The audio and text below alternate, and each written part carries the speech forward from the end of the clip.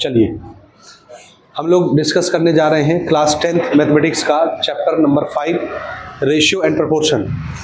इसके कुछ important questions जो आपके बोर्ड एग्जाम 2026 को टारगेट करेंगे।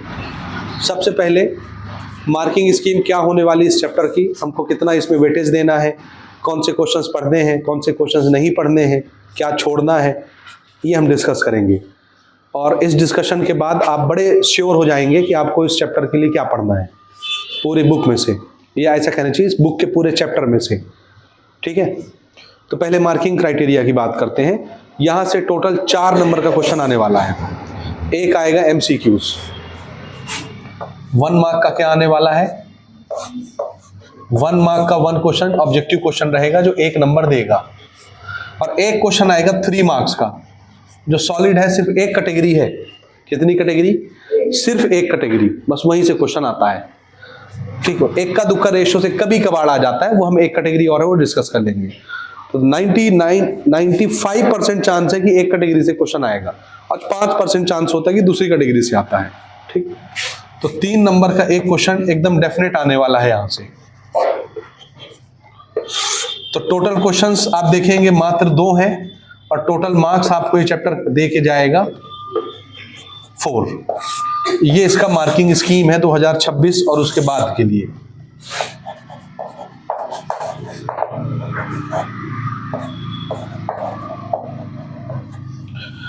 ठीक है, हमारे चैप्टर का नाम है रेशियो एंड प्रोपोर्शन। क्या नाम है? ये 2 हिस्से हैं अलग अलग ना, रेशियो अलग चीज है, प्रोपोर्शन अलग चीज है। मजे की चीज ये है पूरी बुक में से रेशियो का कोई क्वेश्चन नहीं आता, आपको सिर्फ क्या पढ़ना है, प्रोपोर्शन। रेशियो पढ़ना ही नहीं है, या पढ़ना भी है तो इक्का दुक्का क्वेश्चन है वो हम इसमें कवर कर लेंगे। ज्यादा से ज्यादा 1 या 2 क्वेश्चन रेशियो के, बस। वैसे वो आता नहीं है लेकिन कभी कभी आ जाता है। तो आपको 1 से 2 क्वेश्चन मात्र किसके पढ़ने हैं, रेशियो के, और बाकी क्वेश्चन किसके प्रिपेयर करने हैं, प्रोपोर्शन के, वो भी सिर्फ एक कैटेगरी का क्वेश्चन, बस। तो पूरी चैप्टर में, पूरी बुक के चैप्टर में, हमारा जो 5वां चैप्टर बुक में बना हुआ है उसमें आधा हिस्सा रेशियो का तो वैसे ही कट गया, पढ़ने नहीं है बोर्ड परीक्षा के लिए, समझे। आधा बच गया प्रोपोर्शन, उसमें से भी हम छांट लेंगे क्वेश्चंस को। ठीक है, समझ गए। तो सबसे पहले हम बात करेंगे प्रोपोर्शन की। प्रोपोर्शन का मतलब ये होता है 2 रेशियो का बराबर हो जाना, 2 रेशियो का बराबर हो जाना, चारों क्वांटिटी का प्रोपोर्शनल होना कहलाता है। ठीक, रेशियो कैसे लिखते हैं अपन? जैसे एक रेशियो है A/B, रेशियो ऐसे लिखते हैं ना, something upon something, this is ratio. एक रेशियो है C/D, ये भी रेशियो है समथिंग अपॉन समथिंग। ये अपॉन का साइन जो लगता है ये रेशियो के लिए लगता है। अगर दोनों रेशियो कैसो करके बराबर हो गए, यानी A/B का जो आंसर है वो C/D के आंसर के बराबर हो गया, इसको डिवाइड करने से भी वही आंसर आता है जो इसको डिवाइड करने से आता है, तो हम बोलेंगे दोनों का रेशियो कैसा हो गया, बराबर हो गया। तो अगर बराबर हो गया तो हम ये बोलेंगे ABCD, ये जो 4 नंबर है, 4 क्वांटिटी है, ये आपस में प्रोपोर्शनल हो गई। क्या हो गई? तो प्रोपोर्शनल का मतलब ये होता है इक्वालिटी ऑफ रेशियो। क्या होता है? 2 रेशियो का बराबर हो जाना क्या कहलाता है? क्वांटिटीज का प्रोपोर्शन होना। क्वांटिटी कौन है? ये है ABCD, 4 नंबर ना है ये, तो चारों नंबर क्या माने जाएंगे आपस में? प्रोपोर्शन। अगर इनका रेशियो का आंसर सेम आता है तो इक्वल आता है। समझ में आ रहा है कि नहीं आ रहा है? आ रहा है पक्का? क्रॉस मल्टीप्लाई करिए भला। या रेशियो को और कैसे लिखते हैं आप? ऐसे लिखते हो, इस अपॉन को ऐसे लिखते हैं, 2 बिंदु लगाते हैं ऐसे, और इस अपॉन को भी कैसे लिखोगे? 2 बिंदु। तो ये 2 जो आप पॉइंट लगाते हैं, ये पॉइंट एक्चुअली रेशियो को दिखाता है। किसको? C/D को ऐसे भी लिख सकते हैं, A/B को ऐसे भी लिख सकते हैं, रेशियो को। समझ में आया कि नहीं आया? इस बिंदु को पढ़ते क्या है? E/2। क्या पढ़ते हैं? C/D, E/2। इस 2 बिंदु का नाम क्या है? उच्चारण, बस E/2। A/B, C/D। अच्छा, एक लाइन को 2 बिंदु से दिखा रहे हैं तो 2 ठो लाइन को 4 बिंदु से दिखाते हैं, और ये 4 बिंदु ही क्या कहलाता है? प्रोपोर्शन। ये प्रोपोर्शनैलिटी का साइन हो गया।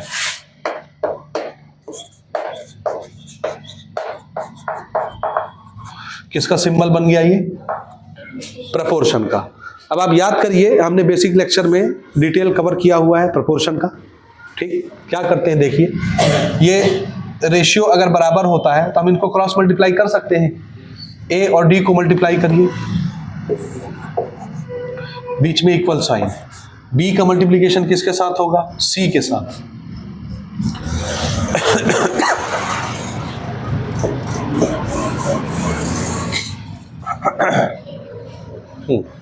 ठीक है, बी का मल्टीप्लिकेशन सी के साथ। अब जरा देखिए ए और डी क्या चीज है। ये जो 4 नंबर लिखे हुए हैं इसमें ये जो ए है और ये जो डी है ये बाहर बाहर लिखे हुए नंबर हैं, आउटर में। आउटर नंबर को क्या बोलते हैं? Extreme term.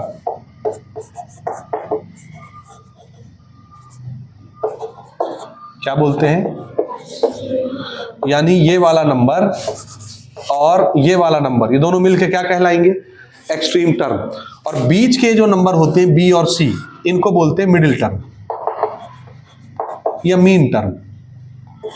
मैं अभी फिलहाल इसका नाम क्या रख दे रहा हूं? Middle term. समझ में आया? बाहर में जो नंबर लिखे होते हैं प्रपोर्शन में, वो नंबर क्या कहलाते हैं? Extreme term. एक्सट्रीम का मतलब होता है किनारे पर होना, किनारे वाला नंबर, किनारा, एक्सट्रीम। ठीक। और मिडिल मतलब बीच वाला। तो ए और डी क्या हो गए? एक्सट्रीम टर्म के नंबर। बी और सी क्या हो गए? मिडिल टर्म के नंबर। और जरा देखिए, जब दो रेशियो आपस में बराबर होता है तो हम इनको मल्टीप्लाई करते हैं। ए और डी ही तो एक्सट्रीम टर्म है, तो ये क्या हो गया? ए और डी का मल्टीप्लिकेशन। मल्टीप्लिकेशन को बोलते हैं प्रोडक्ट। बी और सी क्या है? Middle term. मिडिल टर्म का मल्टीप्लिकेशन क्या कहलाएगा? Product of middle term. तो जब दो रेशियो बराबर होते हैं यानी ए बी सी डी आपस में प्रोपोर्शन होते हैं, तो एक्सट्रीम टर्म का मल्टीप्लिकेशन मिडिल टर्म के मल्टीप्लिकेशन के बराबर हो जाता है। समझ में आया? ये नियम है प्रोपोर्शन का। समझे नहीं समझे? किसका किसका मल्टीप्लिकेशन का आंसर सेम हो जाता है? ये और ये नंबर को मल्टीप्लाई करो, ये और ये नंबर को मल्टीप्लाई करो, सेम आंसर आएगा।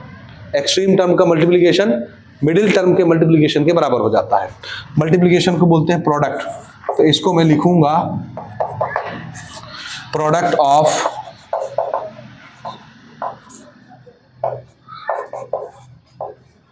Stream terms is equal to product of middle terms. समझ में आया? नहीं आया? अभी आया? तो जब 4 क्वांटिटीज प्रोपोर्शन होंगी तो रिजल्ट क्या हो जाएगा? प्रोडक्ट एक्सट्रीम टर्म का मल्टीप्लिकेशन मिडिल टर्म के मल्टीप्लिकेशन के बराबर। अगर इंफॉर्मेशन क्या दिया है? 4 क्वांटिटी क्या है? प्रोपोर्शन। बोलिए 4 क्वांटिटी क्या है? प्रोपोर्शन का मतलब ही होता है इनका रेशियो बराबर होना।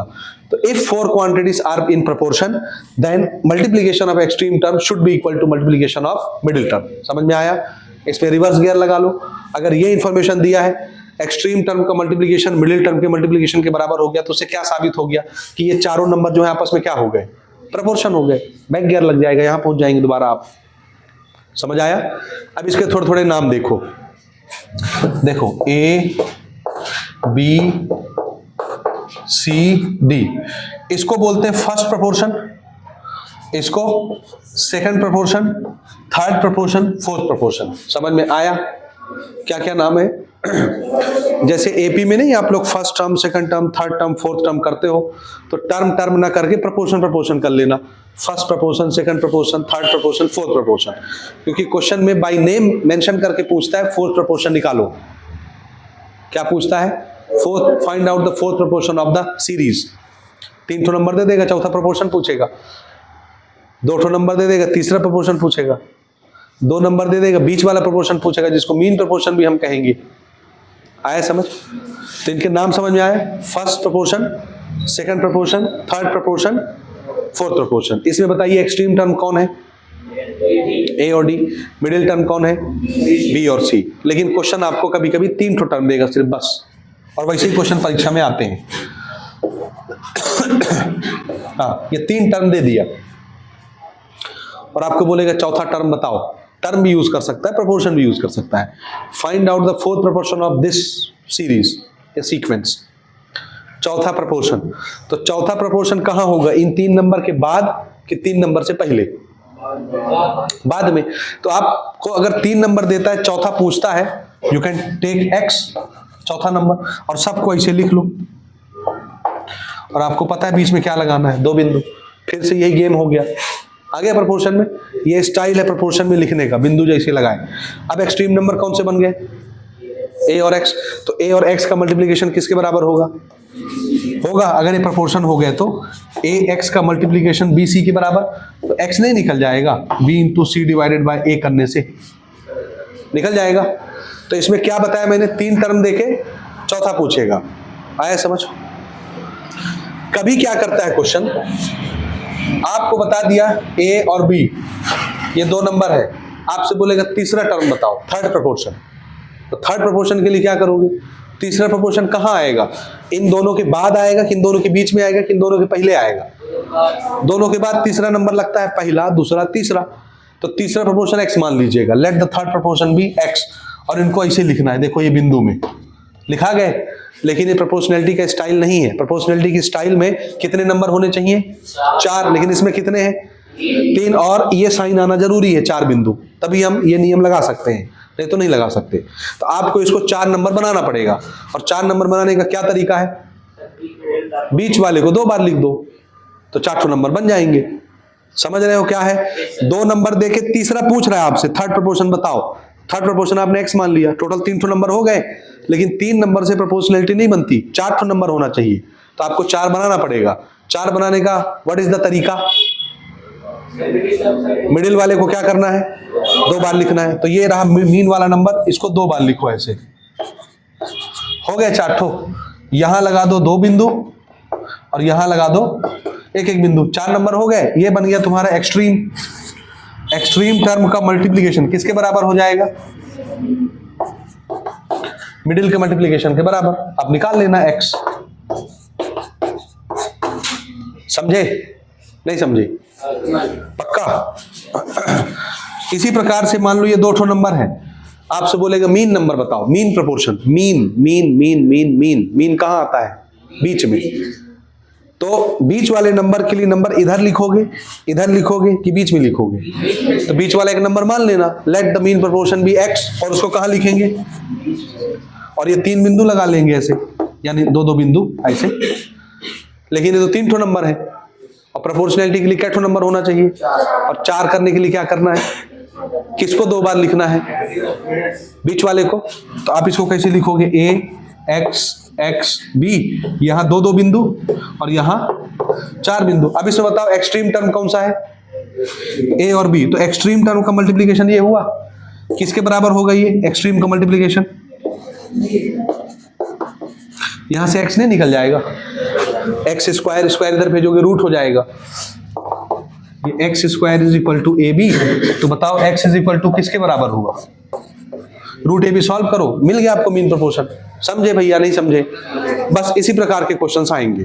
1-2 पैटर्न है इसमें, वो हम आगे क्वेश्चंस में डिस्कस कर लेंगे कि 3-4 नंबर दिए रहेंगे, उसको बोलेगा कोई प्रोपोर्शन नहीं है, तो उन 4 नंबरों में क्या जोड़ दिया जाए कि क्या घटा दिया जाए कि वो प्रोपोर्शन हो जाए 4 number. There are variety of questions. समझ में आया? तो इससे ज्यादा आप बाहर नहीं जाएंगे, इसी पर क्वेश्चंस बनेंगे। एमसीक्यू भी इसी पर बनेगा। मीन प्रोपोर्शन पर ज्यादा एमसीक्यूज बनता है, याद रखिएगा इस पर, जो भी हम अभी डिस्कस कर रहे हैं। कहां से सवाल बनते हैं इसमें? एमसीक्यूज। और आपका ये जो 2 टॉपिक हमने डिस्कस किया कि थर्ड प्रोपोर्शन पूछ लेगा, फोर्थ प्रोपोर्शन पूछ लेगा, ये फिल इन द ब्लैंक्स में ज्यादा बनते हैं। तो कहां पूछे जाएंगे आपसे?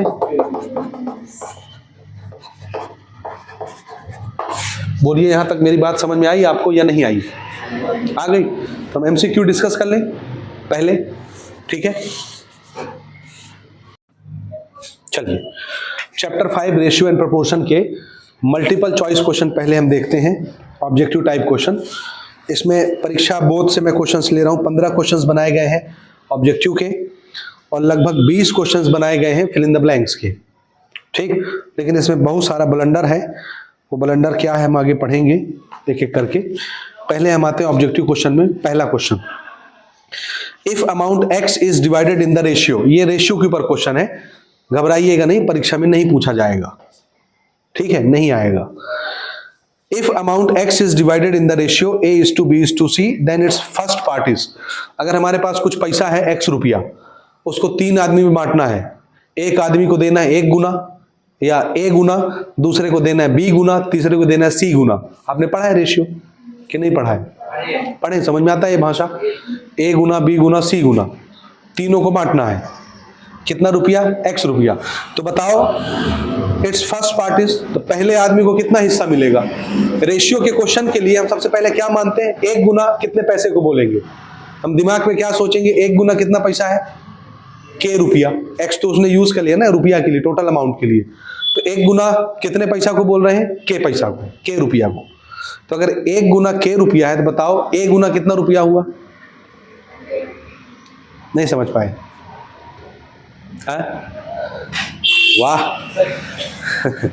1 गुना अगर k रुपया है, 1 गुना अगर k रुपया है तो 5 गुना कितना होगा? 5k हो गया ना, 5k। 20 गुना 20k, 50 गुना 50k। तो a गुना k स्क्वायर का है जी, a Guna ak, b Guna bk, c Guna ck। नहीं समझ में आया?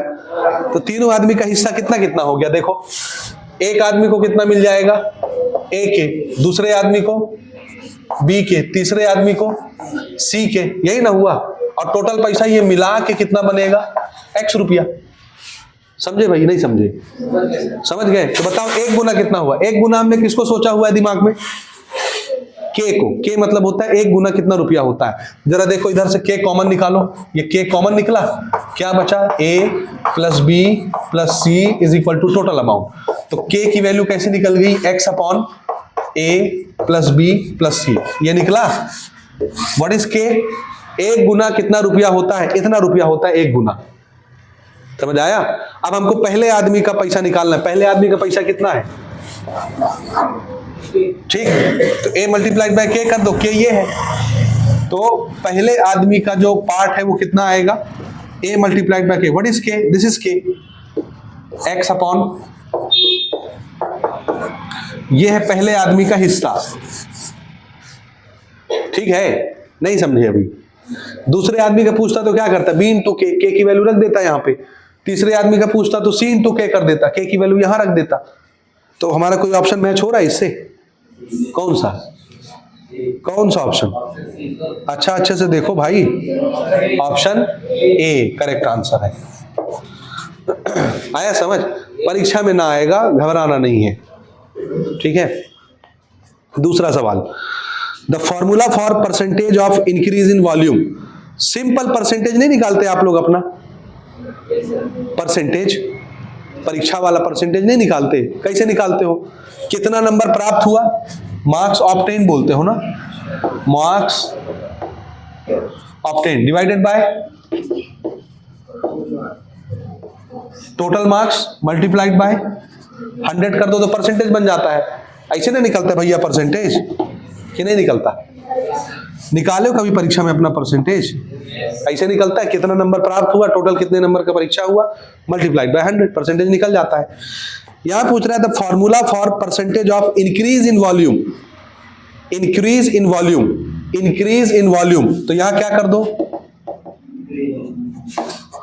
Increase in volume divided by total mark यानी ओरिजिनल वॉल्यूम मल्टीप्लाइड बाय 100। बढ़ा हुआ volume divided by original volume multiplied by 100। Volume का change divided by original volume multiplied by 100, निकल जाएगा परसेंटेज वॉल्यूम का। कौन सा ऑप्शन मैच हुआ? Increase in volume upon original volume multiplied by 100। समझ में आ रहा है? कौन सा ऑप्शन सही हो जाएगा? बी वाला सही हो जाएगा। ये भी परीक्षा में नहीं आएगा आपके, टेंशन फ्री रहो। समझे? ये भी ना आएगा। तीसरा सवाल ये आ सकता है परीक्षा में, तीसरा वाला। इफ 6 is to, ध्यान से देखना, 6 is to x proportional to x is to 54, then value of x is proportional बोल दिया 4 नंबर। कैसे करते हैं अपन? एक्सट्रीम का मल्टीप्लीकेशन किसके बराबर होता है? मिडिल के मल्टीप्लीकेशन के बराबर, x into x, x square. तो x की वैल्यू निकालनी है आपको, स्क्वायर उधर भेजेंगे तो क्या बन गया? ये रूट बना। 54 को क्या 6 की भाषा में नहीं लिख सकते आप? 6 9 जा, और 9 को भी ब्रेक कर दो, जोड़ा बनाना है बस बाहर निकालने के लिए। 9 को क्या लिख सकते हैं? 3 इंटू 3। समझ में आ रहा है? तो एक 6 का जोड़ा बन गया, एक 3 का बन गया, एक 6 बाहर निकल गया, एक 3। आंसर कितना हो गया? 18। तो x की वैल्यू कितनी हो गई? 18 होगी। क्या कोई ऑप्शन मैच होता है? Option number D correct option. ठीक है, इस तरह के सवाल बन जाते हैं, परीक्षा में पूछे जाते हैं। चौथा क्वेश्चन बहुत फेवरेट परीक्षा के लिए, the mean proportion of a and c. देखो ए और सी दो नंबर है और आपसे क्या पूछ रहा है? Mean proportion. क्या पूछ रहा है? मीन प्रपोर्शन कहाँ होता है? 2 नंबर के बाद कि 2 नंबर के बीच में कि 2 नंबर के पहले? बीच में। आप मान लो मीन प्रपोर्शन x है, ठीक है, तो 3 ठो नंबर हुए, ऐसे लगाओगे बिंदु। 3 नंबर में क्या काम होता है कि 4 नंबर चाहिए, 4 ना चाहिए प्रपोर्शन के लिए, तो 4 का भी क्या तरीका बताया मैंने शुरू में, बीच वाले को 2 बार लिख लो, a x x c, यहां 2 बिंदु लगा लो और यहां 4 बिंदु लगा दो। नियम, एक्सट्रीम टर्म का मल्टीप्लीकेशन किसके बराबर होगा? मिडिल टर्म के मल्टीप्लीकेशन के बराबर। और आपको मिडिल टर्म निकालना है तो स्क्वायर उधर भेज दो। आया समझ? कोई भी चीज जब रूट से बाहर निकलती, प्लस माइनस दोनों में निकलती है, तो जब ये रूट से बाहर निकलेगा तो कैसे निकलेगा? प्लस और माइनस में। This is the answer. कुछ मैच हुआ? ऑप्शन बी, ये सही ऑप्शन है। ठीक, 5वां क्वेश्चन देखो, यही बना रहा हूं, 5वां question. If a b c d are in proportion, a b c d चारों नंबर प्रपोर्शन में है, then a and d is known as, अभी हम डिस्कस कर चुके, ए बी सी डी चारों नंबर प्रपोर्शन में है, तो ए और डी इधर पहला लिखा हुआ, उधर आखिरी में लिखा हुआ, क्या कहलाते हैं? Extreme terms. समझ में आया? कौन सा ऑप्शन है ये? पहला ऑप्शन, हम अभी डिस्कस कर चुके इसको। 6वां क्वेश्चन देखो, इफ ऑन इंक्रीजिंग और decreasing the quantity x, if on, पुस्तक में देखो, इफ ऑन इंक्रीजिंग और डिक्रीजिंग द क्वांटिटी एक्स, अगर हम एक्स को बढ़ाएं या घटाएं, एक बार इंक्रीजिंग एक बार डिक्रीजिंग, मतलब एक्स को बढ़ा रहे हैं और घटा रहे हैं। वाई ऑल्सो डिक्रीज और इंक्रीज, तो वाई भी घटता और बढ़ता है। याद कर, देखो ध्यान से समझो, एक्स के लिए पहले कौन सा शब्द यूज किया? इंक्रीज। वाई के लिए पहले कौन सा शब्द यूज किया? डिक्रीज। इसका मतलब एक्स को बढ़ाने से वाई क्या हो रहा है? घट रहा है। एक्स के लिए दूसरा शब्द क्या यूज किया? डिक्रीज। और वाई के लिए दूसरा शब्द क्या यूज किया? इंक्रीज। मतलब एक्स को घटाने से वाई क्या हो रहा है? बढ़ रहा है। तो ऐसी क्वांटिटीज क्या कहलाती हैं? एक क्वांटिटी बढ़ाने से दूसरी घटे, या पहली क्वांटिटी को घटाएं तो दूसरी बढ़े। Inversely proportional. और इनवर्सली प्रोपोर्शनल कैसे दिखाया जाता है? ऐसे, ये एक ऊपर एक नीचे, नहीं समझे? इनवर्सली प्रोपोर्शनल बोलते हैं ना इनको। तो एक को ऊपर लिखो, एक को 1 के अपॉन के नीचे लिखो, और ये प्रोपोर्शनैलिटी का साइन लगाओ। समझ में आया? ये रिलेशन है। कोई ऑप्शन मैच होता है इसमें? Option b. ठीक, option b is the correct option. चलो जी आगे बढ़ते हैं। 7वां क्वेश्चन देखो, relation between 2 equivalent ratios. Equivalent का मतलब होता है इक्वल, रेशियो, 2 इक्वल रेशियो के रिलेशन को क्या बोलते हैं? प्रपोर्शन। वो तो हम स्टार्टिंग में डिस्कस कर लिए, शुरू में यही ना बात हुई हमारी कि 2 रेशियो जब बराबर होता है तो उनको क्या बोलते हैं? प्रपोर्शन। तो इसका कौन सा ऑप्शन सही हो गया? पहला ऑप्शन, प्रपोर्शन। 8वां क्वेश्चन देखो, थर्ड प्रपोर्शन ऑफ 18 एंड 6। देखो ये 2018 में आया था 7वां, और 8वां क्वेश्चन 2023 में आया। इसी तरह के क्वेश्चन आते हैं। थर्ड प्रपोर्शन ऑफ 18 एंड 6, एक नंबर है 18, दूसरा नंबर है 6। बताओ तीसरा प्रपोर्शन कहां लिखूं? बीच में लिखूं कि आगे लिखूं? तीसरा प्रपोर्शन क्या मान लीजिए? x। यहां 2 बिंदु लगा लो, यहां 2 बिंदु लगा लो। क्या ये प्रोपोर्शनैलिटी में आ गए? कि प्रोपोर्शनैलिटी में 4 ठो नंबर चाहिए। 4 बनाने का क्या तरीका है? बीच वाले को क्या करना है? 2 बार, यहां 2 बिंदु, यहां 2 बिंदु, और यहां बीच में 4 बिंदु। अब ये प्रोपोर्शनल हो गए। जब 4 क्वांटिटी प्रोपोर्शनल हो जाती है तो क्या होता है? एक्सट्रीम का मल्टीप्लीकेशन मिडिल के मल्टीप्लीकेशन के बराबर हो जाता है। कर दीजिए बराबर। समझ में आ रहा है ये कहानी कि नहीं आ रहा? x निकालना है, 18 को नीचे भेज दो। 6 3 जा 18 एंड 3 2 जा 6। What is the value of x? 2। तो तीसरा प्रोपोर्शन कितना मिल गया हमको? 2। इस नंबर का तीसरा नंबर, इस सीक्वेंस का तीसरा नंबर 2 होगा। मैच हुआ किसी से? कौन सा है? Option A is the correct option. बन जाएगा ना ऐसे क्वेश्चन, ऐसे ही आते हैं भाई परीक्षा में। 9वां क्वेश्चन देखो, mean proportion of 5 and 20। 5, 20 mean proportion कहां लिखना है? बीच में कि आखिरी में? मान लो x है मीन प्रोपोर्शन, लगाओ बिंदु। 4 नंबर होने चाहिए। क्या करना है 4 नंबर के लिए? बीच वाले नंबर को 2 बार लगाओ, एक्सट्रीम टर्म का मल्टीप्लीकेशन। 5 मल्टीप्लाइड बाय 20 है एक्सट्रीम में, और मिडिल के मल्टीप्लीकेशन के बराबर हो जाएगा। x into x x square होता है, स्क्वायर उधर भेज दिए तो रूट में फंस गया ये। 5 इंटू 20 को क्या लिख सकते हैं अपन? 5 इंटू 20 को क्या लिख सकते हैं? 5 इंटू 4। समझ रहे हो? फिर और आप आगे क्या कर सकते हैं? एक है 5 इंटू 5 और 4 को ब्रेक करो, 2 इंटू 2 बन गया जोड़ा दोनों का। एक 5 निकल गया, एक 2 निकल गया, 5 2 जा कितना हो गया? 10। This is the value mean proportion. Match हुआ किसी से? अच्छा, रूट से बाहर जब कोई चीज निकलेगी तो कैसे निकलेगी? प्लस माइनस में। तो जब हम 10 को भी लिखेंगे तो प्लस माइनस में लिखेंगे। This is the answer. कोई मैच हो रहा है? सी वाला शायद मैच हो रहा है ना, ये हमारा करेक्ट ऑप्शन हो गया। ठीक है, समझ गए? आगे देखो, क्वेश्चन नंबर 10। क्वेश्चन है, if an arithmetic progression has a first term a and common difference d। एक AP है जिसका पहला टर्म a है, कॉमन डिफरेंस d है, then it's first 3 term will be. उस AP के शुरू के 3 टर्म कौन से होंगे? एक होगा a, एक होगा a प्लस d, एक होगा a प्लस 2d। d जोड़ते जाते हैं, टर्म बनते जाते हैं। पहला टर्म a है, d जोड़ दो दूसरा बन गया a प्लस d जोड़ दो तीसरा बन गया a प्लस 2d, d जोड़ दो चौथा बन जाएगा a प्लस 3d। लेकिन ये क्वेश्चन यहाँ नहीं होना चाहिए। यहाँ क्या कर रहा है ये कौन सा चैप्टर है? एपी का चैप्टर है ये, रेशियो प्रोपोर्शन है। और ये क्वेश्चन किसका है? तो इसको तो पिछले चैप्टर में होना चाहिए। ये क्या कर रहा है यहाँ? है ना जी, समझ गए ना? तो यही ब्लंडर है जो हम डिस्कस कर रहे थे। और ये कौन सी पुस्तक है? जोर से बोलो। परीक्षा बोध। और मैं हर साल ये बताता हूँ स्टूडेंट को, ऑन रिकॉर्ड ऑन वीडियो बताता हूँ कि इसमें बहुत सारा ब्लंडर लिखा रहता है। अभी तो आप शुरू कर रहे हैं, बहुत सारा ब्लंडर है इसमें। समझ गए ना? आंख मूंद के पुस्तक पे भरोसा नहीं करना चाहिए। ये चैप्टर चल रहा है रेशियो प्रोपोर्शन का, और एमसीक्यू में क्वेश्चन क्या डाले गए हैं? एपी के डाले गए हैं। बहुत सारे सवाल फिल इन द ब्लैंक्स में भी दिखेंगे अभी आपको। ठीक है, समझ गए? तो ये इनकी गलती है। कौन सा पुस्तक है भैया ये परीक्षा बोध है। ठीक है, याद रहेगा आपको ना? हम हर साल इनका पोस्टमार्टम करते रहते हैं, इक्का दुक्का वीडियोस के अंदर। ठीक, आज फिर मौका लगा है। ठीक, छोड़ दो।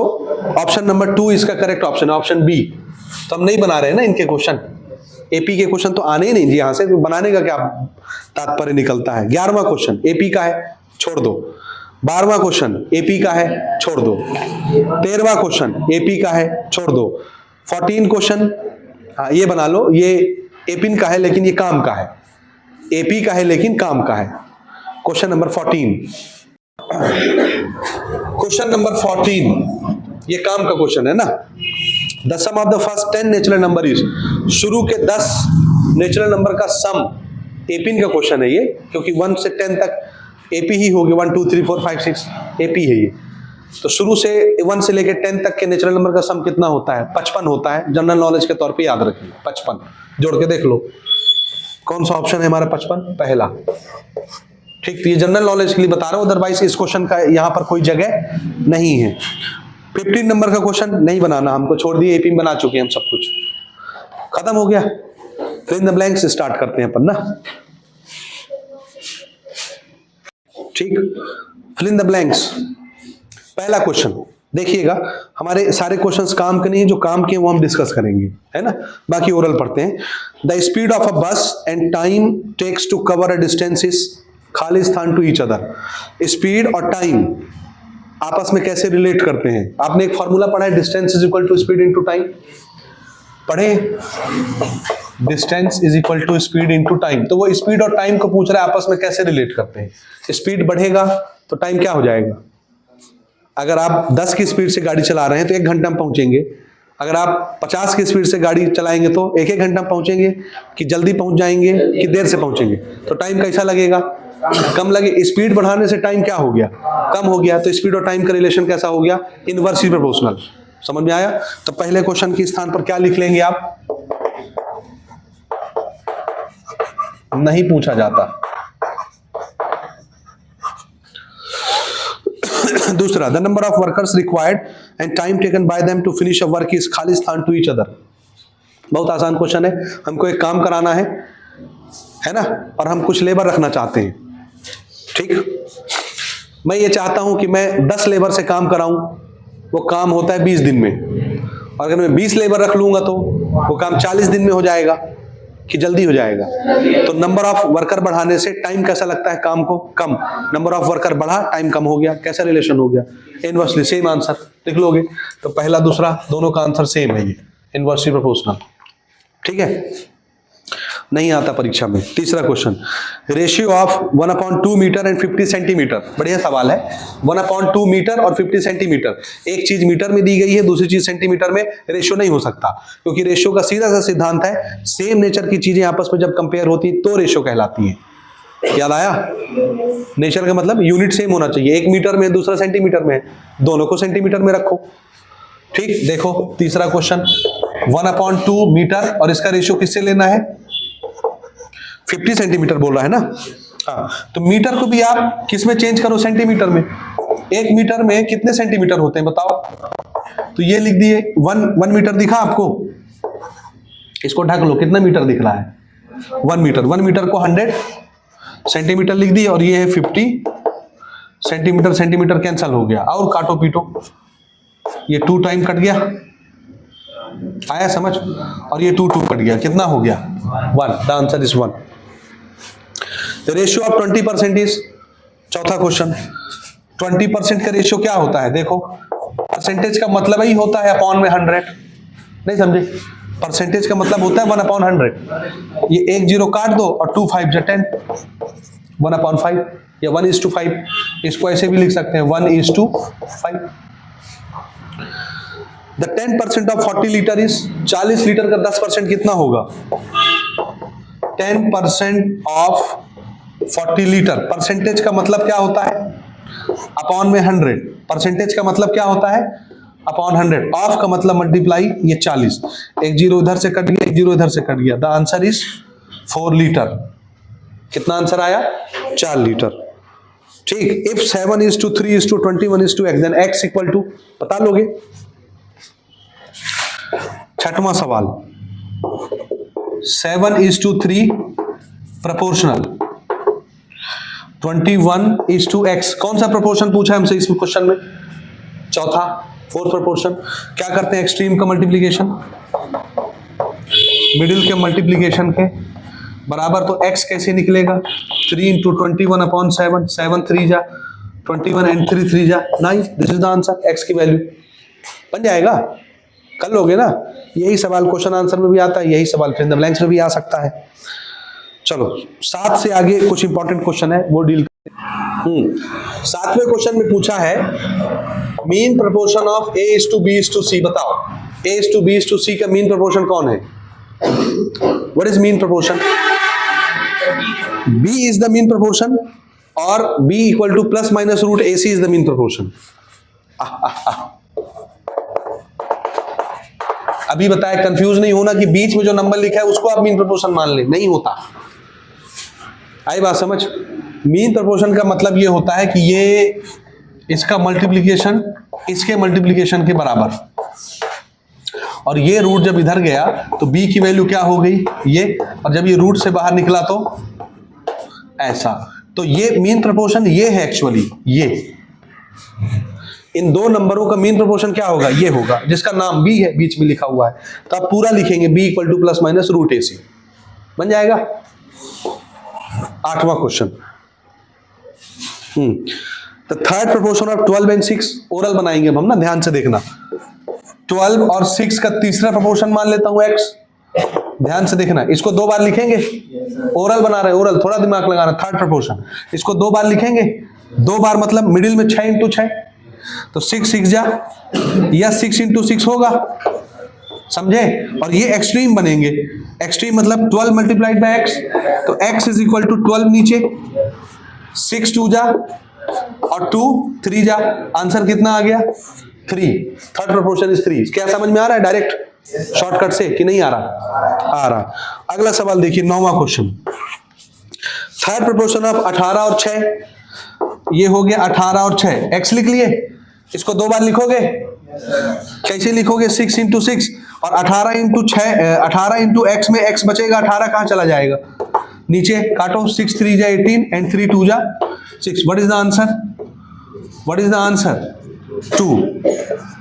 10वां question, the mean proportion of 2 and 6, oral बताएंगे। देखिए 2 और 6 का मीन प्रोपोर्शन, x मान ले बीच में लिखते हैं मीन प्रोपोर्शन, इसको 2 बार लिखोगे, यानी x इंटू एक्स क्या हो गया x स्क्वायर, और इनका मल्टीप्लीकेशन हो गया एक्सट्रीम में। 2 इंटू 6 स्क्वायर जब उधर जाएगा तो क्या बन जाएगा, ये रूट बनेगा। रूट से बाहर कौन निकलता है, जिसका जोड़ा बनता है। क्या 6 को 2 इंटू 3 नहीं लिख सकते?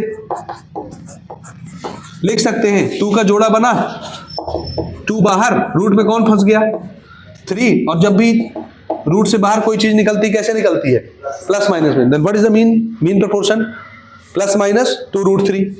बनेगा नहीं बनेगा? बोलते जाओ, बन जाएगा। इसमें क्या आंसर बनाया है, अंडर रूट 12 चलेगा, कोई दिक्कत नहीं, यहां तक भी छोड़ सकते हो। अंडर रूट 12 इसी को सॉल्व करके अंडर रूट 12 लिख दिया, ये भी मीन प्रोपोर्शन है। Correct version is plus minus root 3। 11वां question, 16:4:x, then what then the value of x will be? 16:4:x, third proportion है ये। क्या करना, देखो ओरल एकदम ओरल। 4 को 2 बार लिखोगे, 4 4 जा 16, 16 इंटू एक्स करोगे तो 16 नीचे चला जाएगा, x की वैल्यू मिल जाएगी। 4 4 जा 16, 4 4 जा 16, कट के 1, द आंसर इज 1। नहीं समझे? 12 ओरल करके देखिए, बन जाएगा। इसमें पहला प्रोपोर्शन पूछा, देखो x इज टू 18:54, यही है। कैसे निकालोगे, देखो ये बीच में है, इसको 2 बार लिखोगे, 18 इंटू 18, और ये एक्सट्रीम में है तो इनका मल्टीप्लीकेशन लिखोगे, x इंटू 54। तो x बचाने के लिए 54 को कहां भेजना पड़ेगा, नीचे। 18 का पहाड़ा कितनी बार पड़ेगी 54 आ जाए, 4 बार कि 3 बार? 3 बार। और 3 6 जा 18, कितनी वैल्यू आ गई x की, 6। 13 नंबर का question, 12:6x, 12:6x, this is the mean proportion. 6 को कै बार लिखोगे, और x इंटू 12 होना है, तो x इंटू 12 में 12 कहां भेज दोगे, नीचे। 6 2 जा और 2 3 जा, द आंसर इज 3। 14 नंबर का question, in A is to B is to C, B is called। देखो A is to B is to C है, तो B को क्या बोलेंगे, मीन प्रोपोर्शन। लिख लोगे आंसर, क्या बोलेंगे B को, B is called mean proportion. ठीक, इसी प्रकार से 15 नंबर के क्वेश्चन में C को पूछ लिया है, A is to B is to C, तो C को क्या बोलेंगे,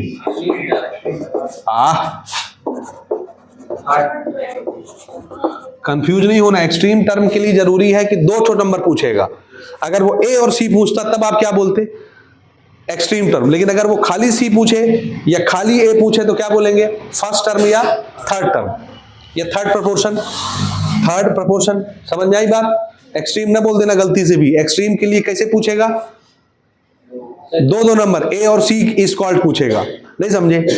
अगर सिर्फ ए पूछा तो क्या बोलोगे, फर्स्ट प्रोपोर्शन। सिर्फ सी पूछा तो क्या बोलोगे, second proportion, third proportion, not second. ठीक है। 16, A is to B proportional to C is to D, then D is called fourth proportion. अब एक्सट्रीम नहीं बोलना आपने, क्योंकि सिंगल D पूछा है। A और D पूछता तो आप एक्सट्रीम बोल लेते। समझ में आई बात? और मान लो इसी में C पूछ लेता तो मिडिल टर्म बोलते, क्या बोलते, थर्ड प्रोपोर्शन।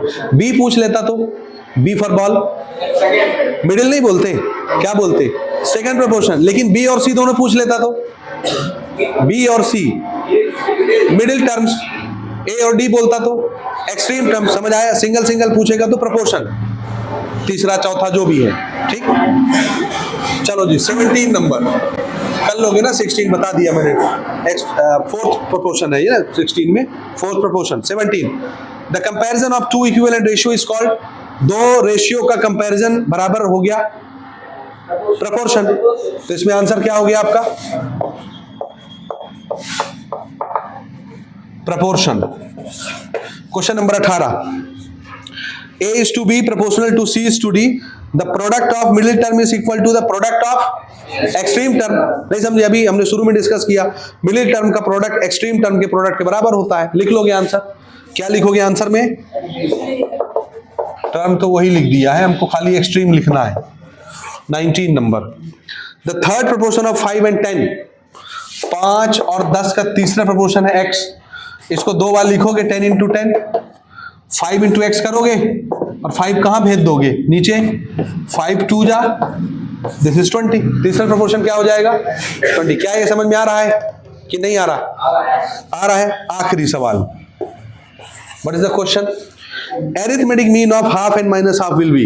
ये क्वेश्चन यहां क्या कर रहा है, फिर भी कितना होगा 0, क्योंकि मीन निकालने के लिए दोनों को जोड़ के 2 से डिवाइड करोगे, तो प्लस हाफ और माइनस हाफ जोड़ोगे 0 हो जाएगा, 0 divided by 2 is 0, the answer is 0। लेकिन वो क्वेश्चन यहां नहीं होना चाहिए, ठीक। इसके बाद फिर हम क्वेश्चन आंसर डिस्कस करेंगे। चलो ओके, स्टार्ट करते हैं हम लोग, क्वेश्चन आंसर की तरफ चलते हैं। Chapter number 5, ratio and proportion. Marking scheme में ऑलरेडी हम डिस्कस कर चुके हैं, सिर्फ एक पैटर्न का क्वेश्चन आना है 3 नंबर के लिए, ठीक। और वो क्वेश्चन होता है प्रपोर्शन से। कभी कभार इक्का दुक्का रेशियो से इक्का दुक्का क्वेश्चन आ जाते हैं, वो हम डिस्कस कर लेते हैं। तो ज्यादा फोकस किस पे करना है इस चैप्टर से, प्रपोर्शन। और प्रपोर्शन तो बनता है 4 नंबर, अगर प्रपोर्शन हो गए तो एक्सट्रीम टर्म का मल्टीप्लीकेशन मिडिल टर्म के मल्टीप्लीकेशन के बराबर हो जाएगा। समझ में आया। 3 ठो नंबर दिया है, प्रपोर्शन बनाना है तो क्या करोगे, बीच वाले को 2 बार लिख लेते हैं, फिर एक्सट्रीम का मल्टीप्लिकेशन मिडिल की मल्टीप्लिकेशन के बराबर कर देते हैं, बन जाएगा। समझ आया। क्वेश्चन देखो, सिंपल क्वेश्चन। इस पैटर्न पर जितने क्वेश्चन मिलेंगे सब प्रैक्टिस कर लेना, समझ गए। यानी आपका वो जो एक्सरसाइज है ना बुक में प्रपोर्शन का, दूसरा एक्सरसाइज है, तीसरा थर्ड वाला होगा, तीसरा एक्सरसाइज चैप्टर नंबर 5 का, उसमें शुरू के जो 10 क्वेश्चन दिए हुए हैं, 8 से 10 क्वेश्चन, जिसमें खाली प्रपोर्शन के बारे में क्वेश्चन है, सिंपल सिंपल बुक की बात कर रहा हूं मैं, ठीक है। वो क्वेश्चंस बना लो बस, वो काफी है, समझ गए। हम यहाँ प्रैक्टिस में ले लेते हैं जितने इंपॉर्टेंट हैं उनको। पहला क्वेश्चन देखो, if 1 + x is to 3 + x is to 6 + x is to लिखा है ना, then find the value of x। is to का मतलब है 3 नंबर अगर is to में दे दिया, मतलब ये क्वांटिटीज क्या है आपस में, प्रपोर्शन। हालांकि प्रपोर्शन शब्द नहीं लिखा हुआ है, लेकिन रेशियो की जो 2 बिंदु दिख रही हैं उनको देखते हुए हम क्या समझ जाएंगे, तीनों नंबर्स कैसे हैं प्रपोर्शन में, और प्रपोर्शन में 3 नंबर होना चाहिए कि 4, तो हम 4 बनाएंगे क्योंकि इसमें 3 है। और 4 बनाने का तरीका, बीच वाले को 2 बार, तब ना वो 4 बिंदु प्रपोर्शन का साइन इन्वॉल्व होगा, समझ गए। देखो x की वैल्यू कैसे निकलेगी, गिवन में क्या दिया हुआ है, 1 + x proportion to 3 + x proportion to 6 + x। हमको पता है 3 नंबर में प्रोपोर्शनैलिटी नहीं बनती, 4 होनी चाहिए, 4 बना लेते हैं, बीच वाले को तो डबल कर लेते हैं।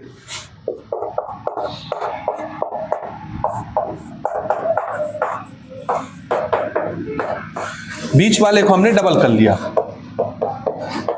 और जैसे ये 4 नंबर बने, यहां पे हम क्या करेंगे, 4 बिंदु जो कि प्रोपोर्शनैलिटी का साइन होता है यूज कर सकते हैं, है ना।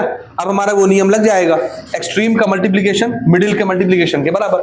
तो एक्सट्रीम में कौन कौन से नंबर हैं देखिए, ये और क्या, ये समझ में आ रहा है आपको। एक्सट्रीम का नंबर ये है और ये है एक्सट्रीम का नंबर, दोनों का मल्टीप्लिकेशन किसके बराबर होगा, मिडिल के मल्टीप्लिकेशन के बराबर।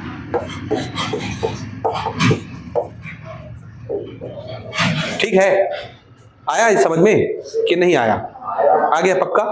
अब इसमें जितने क्वेश्चंस आ जाएंगे सब आपसे बन जाएंगे, तरीका सीख लो बस, हो गया। नंबर तो है चेंज होते हैं, फॉर्मेट यही रहता है, ठीक। चलो मल्टीप्लाई कर दो, कैसे करते हैं, दो डब्बे का मल्टीप्लिकेशन, पहले 1 इन दोनों को, फिर x इन दोनों, समझ आया, ताकि ये ओपन होके एक लाइन में बन जाए। What is 1 × 6, 1 × x, x × 6, sign तो समझ रहे हो ना, प्लस माइनस कैसे लगा रहा हूं, plus plus plus, x × x, चलो इधर भी यही काम करना है हमको।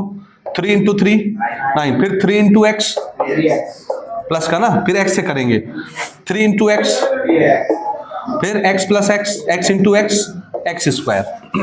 एक्स स्क्वायर दोनों तरफ से सेम नंबर, कैंसल। देखो 3x प्लस 3x कितने x, 6x उधर 6x इधर, कैंसल। नहीं समझे? इसको अगले स्टेप में हम लिखेंगे 6x। इधर भी हमको 6x दिख रहा है तो उसको काहे के लिए छेड़ रहे हैं, ऐसे रहने देते हैं। यानी इनको मैं नहीं जोड़ रहा ना, डायरेक्ट 6x लिख रहा हूं ताकि वो कैंसिल हो जाए। तो 6x दोनों तरफ से हमने कैंसिल कर दिया। इधर क्या बच गया, और उधर 9। नंबर को नंबर के पास भेज दो, 6 उधर जाके माइनस हो गया, x इज इक्वल टू 3। ये आपकी x की वैल्यू आ गई। This is answer. ठीक है, समझ गए? आगे बढ़ते हैं, इसी पैटर्न पर कुछ और क्वेश्चंस ले लेते हैं। एक क्वेश्चन और इस पर प्रैक्टिस कर लेते हैं। डाटा हम खाली चेंज कर रहे हैं, बाकी क्वेश्चन वही पैटर्न पर रहेगा। तो हम खाली यहां से डाटा बदल रहे हैं बस। This is 3x, 3 plus x, this is 5 plus x, this is 8 plus x. बीच वाले को 2 बार लिखेंगे। ये है हमारा 3 प्लस एक्स, इसको 2 बार लिखेंगे। 5 प्लस एक्स, 5 प्लस एक्स, बीच में प्रोपोर्शनली का साइन आ गया। This is 8 plus x. Extreme का मल्टीप्लीकेशन मिडिल के मल्टीप्लीकेशन के बराबर। कर लोगे ऐसे क्वेश्चन? इस तरह का एक पैटर्न रहता है परीक्षा में, अच्छे से देख लो। नंबर बस चेंज होंगे, डाटा जैसे यहां हमने 135 को चेंज कर दिया।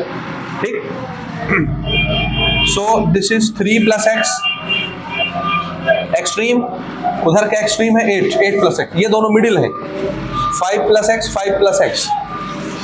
चलो मल्टीप्लीकेशन कर देते हैं जल्दी से। 3 8 जा 24, 3 into x, x into 8, x into x, 5 5 जा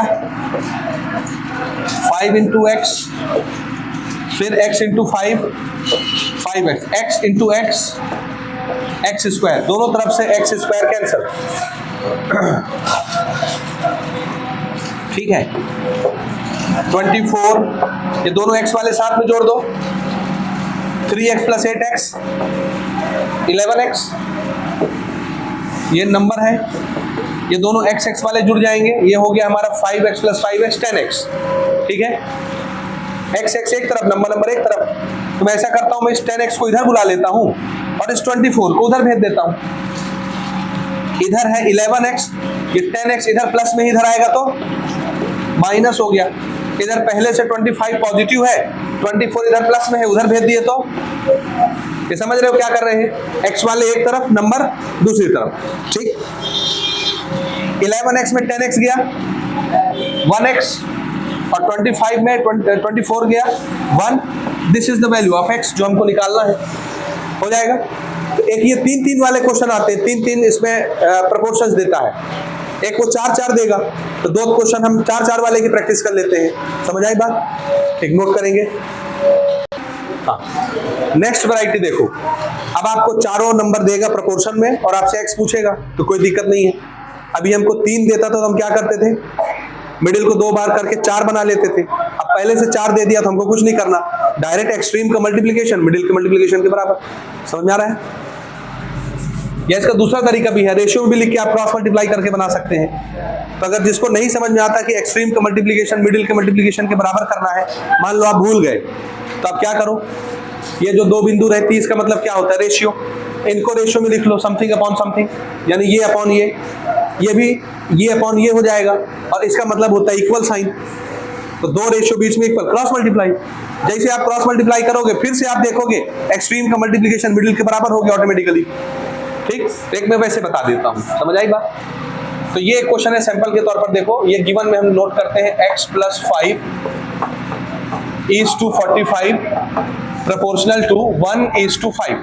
तो एक दूसरा तरीका, डायरेक्ट नहीं करना है तो इसको रेशियो में लिखेंगे। ये समझते हो, 2 बिंदु का मतलब होता है रेशियो, ऐसे लिख लिए। 4 बिंदु का मतलब होता है इक्वल, 2 बिंदु यानी 1 और 5 रेशियो में। जैसे ये इस तरह लिखाएगा रेशियो की भाषा में, आप क्रॉस मल्टीप्लाई कर दो, 5 मल्टीप्लाई हो जाएगा इसके साथ, 45 मल्टीप्लाई हो जाएगा 1 के साथ, तो x प्लस 5 का मल्टीप्लीकेशन किसके साथ, 5 के साथ, और 45 का मल्टीप्लीकेशन किसके साथ, 1 के साथ। जरा चेक करो, ये देखो, ये और ये एक्सट्रीम टर्म नहीं है, और ये मिडिल टर्म नहीं है, तो देखो मिडिल टर्म का मल्टीप्लीकेशन एक्सट्रीम टर्म के मल्टीप्लीकेशन के बराबर आ गया। तो रेशियो में लिख करके भी एक स्टेप बढ़ा सकते हैं आप इस तरह से। समझ में आई बात? कर लो मल्टीप्लाई, 5 इंटू एक्स, 5 इंटू 5, 45 बन जा, नंबर को नंबर के पास भेजो, 5x is equal to 45 minus 25, 5 में 5 गया 0, 4 में 2 गया 2, तो x बराबर कितना हो गया 20, और 5 मल्टीप्लाई में था, इधर आके डिवाइड में, x की वैल्यू 4। ठीक है, आसान है। तो एक दो क्वेश्चन आप इसमें बदल बदल के प्रैक्टिस कर लीजिए। ठीक है, चलो जी एक दो क्वेश्चन देखते हैं इस पर। एक और सैंपल क्वेश्चन उसी पैटर्न पर, इसमें 4 नंबर्स हैं, चारों प्रोपोर्शंस हैं। बना लीजिए x प्लस 3 is to 27 proportional to 1 is to 3। तो इसको रेशियो में लिख लो, x प्लस 3 अपॉन 27 और 1 upon 3, do the cross multiplications. इसके साथ 3 मल्टीप्लाई हो जाएगा, 3 इंटू एक्स प्लस 3, ये इधर चला गया और ये इधर चला जाएगा मल्टीप्लाई होने। ठीक, is equal to 27 multiplied by 1, 3 into x 3x, 3 3 जा 9, 27 1 जा 27, 9 नंबर है उधर भेजिए, 3x is equal to 27 minus 9, कितना हो गया 9 घटाने से 18, और 3 इधर मल्टीप्लाई में उधर भेजेंगे डिवाइड में, क्या आंसर मिलेगा 6। दिस इज अवर आंसर, बन जाएगा। एक दो क्वेश्चन सिंपल प्रैक्टिस कर लो। इसमें देखो क्या है, एक ब्रैकेट में दे दिया, बाकी नंबर सिंगल सिंगल हैं, तो कभी कभी क्वेश्चन पूरे सिंगल सिंगल नंबर के आते हैं तो और आसान हो जाएंगे। 3 नंबर में इससे कठिन नहीं पूछता, समझ गए? चलो जी, ये है question number 4, 8 is to 14 proportional to x is to 28। अब इसमें देखो क्वेश्चन रिपीट नहीं होता इस चैप्टर से, पैटर्न सेम रहेंगे, नंबर बदल जाएंगे बस। आई बात समझ में? पैटर्न सेम रहेगा और नंबर बदल जाएगा। x आपकी मर्जी, आप जहां चाहे वहां देख सकते हैं इसको, ये x यहां भी दिख सकता है, यहां भी दिख सकता है, यहां भी दिख सकता है, यहां भी दिख सकता है, कोई प्रॉब्लम। 4 नंबर रहेंगे, किसी को भी x बना देगा, गायब कर देगा एक नंबर, चाहे वो फर्स्ट प्रोपोर्शन हो, चाहे सेकंड हो, चाहे थर्ड हो, चाहे फोर्थ हो। यहां कौन सा प्रोपोर्शन पूछ रहा है, ये कौन सा प्रोपोर्शन है, पहला, दूसरा, तीसरा, थर्ड ना, और एग्जाम में कुछ भी पूछ सकता है। फोर्थ, इसको x लिख देगा, इसका नंबर लिख देगा इसकी जगह पर। समझ में आ रहा है पैटर्न? पैटर्न पहचानो, क्वेश्चन रटने की कोशिश मत करो। शुरू करें। गिवन लिखते हैं एक बार, 8 is to 14 proportional to x is to 28। Ratio में लिख सकते हैं या अदरवाइज डायरेक्ट भी कर सकते हैं, एक्सट्रीम का मल्टीप्लीकेशन मिडिल के मल्टीप्लीकेशन के बराबर। तो मैं रेशियो की भाषा में इसको लिख लेता हूं। अब क्रॉस मल्टीप्लाई करा देते हैं, 8 28 से मल्टीप्लाई होगा और 14 जो है वो x से मल्टीप्लाई होकर 14x हो जाएगा। अब उनको x निकालना है, 14 डिवाइड में भेज दो, 8 multiplied by 28 divided by 14 is equal to x। 14 2 जा, इनको कभी मल्टीप्लाई ना कराना इस ऐसे केसेस में, ठीक। 14 2 जा 28 और 8 2 जा 16, ये आपके x की वैल्यू आ गई, x इज इक्वल टू 8। ऐसे भी लिख सकते हैं, उल्टा करके भी लिख सकते हैं, ऐसे, ठीक है, ठीक है ना। एक क्वेश्चन और प्रैक्टिस कर लो, इस पर हो गया, फिर आते मेन क्वेश्चन पर, ठीक है। अगला question, x is to 10 proportional to 15 is to 25, ठीक है। फर्स्ट प्रोपोर्शन पूछ लिया यहाँ पर x लिख करके, अभी थर्ड पूछा था इसके पहले, कभी फोर्थ पूछेगा, कभी सेकंड पूछेगा, तो तैयार रहिएगा, माइंडसेट एकदम रेडी रहे। डायरेक्ट बना लें इसको। जब 4 नंबर ऐसे प्रोपोर्शन में लिखे होते हैं तो क्या होता है, एक्सट्रीम टर्म का मल्टीप्लीकेशन मिडिल के मल्टीप्लीकेशन के बराबर होता है। डायरेक्ट कर लें, एक्सट्रीम का multiplication x into 25, 25x, middle का मल्टीप्लीकेशन 10 इंटू 15। तो x की वैल्यू अगर निकालनी है तो 25 को डिवाइड में आना पड़ेगा, 5 से काट दे, 5 3 जा 5, 5 जा 5, 1 जा 5, 2 जा 2 into 3 6, the value of x is 6, ठीक है। सिंपल क्वेश्चन है, 3 नंबर देके जाएंगे। अब हम आते हैं मेन क्वेश्चंस की तरफ, जो सीजी बोर्ड का बड़ा फेवरेट टॉपिक है, जहां से हर साल क्वेश्चन आता है, ठीक है। और वो है आपके टेक्स्ट बुक का एग्जाम्पल नंबर 13, चैप्टर 5 का एग्जाम्पल नंबर 13। उसी पर बदल बदल के क्वेश्चन देता है। ठीक, शुरू करते हैं। ठीक है, आगे बढ़े। ये है आपका असली क्वेश्चन जो इस चैप्टर से आता है। ठीक है, तो इसमें वैरायटी ऑफ क्वेश्चंस बनता है, इन्हीं को छेड़ते रहता है, बदलता रहता है। जैसे यहाँ प्लस है तो माइनस कर दिया, पावर हटा दिया, कभी क्यूब कर दिया, कभी स्क्वायर कर दिया, कभी पावर 1 कर दिया। इन्हीं को बदल बदल के वो 5, 6, 7 तरह के क्वेश्चन बना लेता है। आपको बस मेंटली प्रिपेयर रहना, अपना मेथड एक बार अडॉप्ट करना है, उसी मेथड से सारे क्वेश्चंस बनेंगे, चाहे कुछ भी लिखा हो, याद रहेगा। बहुत फेवरेट क्वेश्चन है, याद रखना परीक्षा का। शुरू करें, कैसे बनाना देखो। If a is to b proportional to c is to d, ये प्रोपोर्शनल ही है ना, 4 बिंदु। Then prove that. प्रूव करने के 3 तरीके होते हैं। कितने? आप LHS लेके स्टार्ट करो और आंसर क्या आ जाए, RHS प्रूव हो गया। या मान लो LHS लेके नहीं शुरू करते, हम RHS लेके शुरू किए, दूसरा तरीका, तो क्या आ जाए आंसर, LHS प्रूव हो गया। तीसरा तरीका, LHS लेके स्टार्ट करोगे, RHS नहीं आया, या RHS लेके स्टार्ट करोगे, LHS नहीं आया, तो प्रूव नहीं माना जाएगा क्या? जी माना जाएगा, अगर दोनों के आंसर हम सेम लाके दिखा दें। LHS का जो आंसर आया है वही आंसर RHS का भी अगर आ जाए तो भी LHS RHS इक्वल माने जाएंगे और हमारा जो स्टेटमेंट है वो प्रूव हो जाएगा। समझ में आया? और ये तीसरे मेथड से ही बनता है, यानी आप LHS लो, RHS लो, उसका LHS RHS नहीं आता प्रूव करने के लिए, आपको दोनों का आंसर सेम लाके दिखाना पड़ता है। समझ आई बात? शुरू करें। ऐसे सिचुएशन में हमेशा शुरुआत कहां से होती है? जो गिवन दिया होता है वहां से होती है। तो हम गिवन पोर्शन से स्टार्ट करेंगे। देखिए, given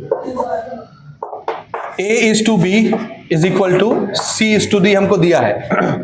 a is to B का मतलब होता है a अपॉन b और c इज टू डी का मतलब होता है c अपॉन d। और प्रोपोर्शनल का मतलब ये होता है कि दोनों रेशियो कैसे हैं, सेम है। यानी आपने a अपॉन b किया, कुछ आंसर आया डिवाइड करने पर, a को b से डिवाइड किए, कोई नंबर रहे होंगे, ये c को d से डिवाइड किए, कुछ आंसर आएगा। प्रोपोर्शनलिटी ये बताती है कि इसका आंसर और इसका आंसर कैसा होगा, सेम होगा, बीच में इक्वल साइन लगा है। ठीक, तो हम इसका आंसर कुछ मान लेते हैं। इसका आंसर हम मान लेते हैं k, लेट कर लिए। क्या मान लिए? कि इसका आंसर k आया होगा तो इसका भी k आएगा, दोनों का आंसर k है, सेम है, अपने से एक आंसर हमने मान लिया। ठीक, अब इसको अलग अलग कर लो, a और c की वैल्यू निकाल लो। a अपॉन b का वैल्यू भी k है और c अपॉन d का वैल्यू भी k है। समझ आया? यहां से अगर आप क्रॉस मल्टीप्लाई कराओ तो a फॉर एप्पल की वैल्यू आपको क्या मिल जाएगी, bk, यानी a की जगह आप क्या पुट कर सकते हैं, bk। इसी प्रकार से यहां से अगर आप क्रॉस मल्टीप्लाई कराते हैं तो आपको c की जगह वैल्यू रखने के लिए मिल जाएगा, c इज इक्वल टू आप dk पुट कर सकते हैं कहीं पर भी, जहां भी c दिखेगा। ये कर लेंगे, ये आपको हर क्वेश्चन में करना है। a और c का वैल्यू निकाल के रेडी हो जाओ। आप जो भी है LHS RHS शुरू करो लेके, जहां a और c मिलेगा a और c की वैल्यू डाल दो वहां पर। समझ में आया? शुरू करें। देखिए, LHS ले रहा हूं मैं। LHS, what is LHS?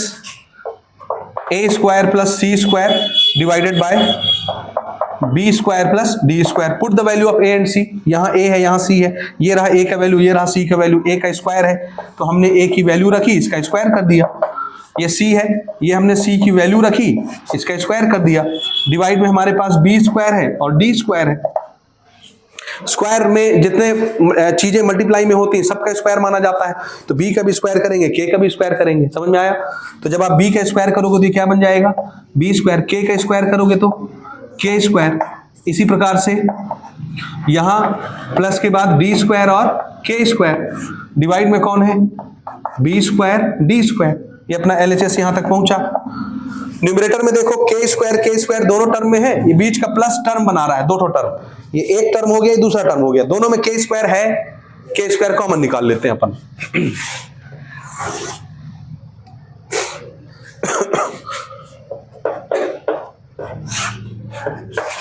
k square हमने कॉमन निकाल लिया। कॉमन निकालोगे तो बचेगा b square plus d square, और डिवाइड में भी है b square plus d square. देखो, डिवाइड में भी b square plus d square, और न्यूमरेटर से जब आप k स्क्वायर को कॉमन निकालोगे तो ऊपर भी b square plus d square बचेगा। और दोनों चीजें सेम सेम है, ये मल्टीप्लाई में है तो आप इनको काट सकते हैं, ऊपर नीचे सेम सेम डाटा। तो ये वाला डाटा कट गया, खाली क्या बचा, तो LHS की वैल्यू k स्क्वायर आ गई।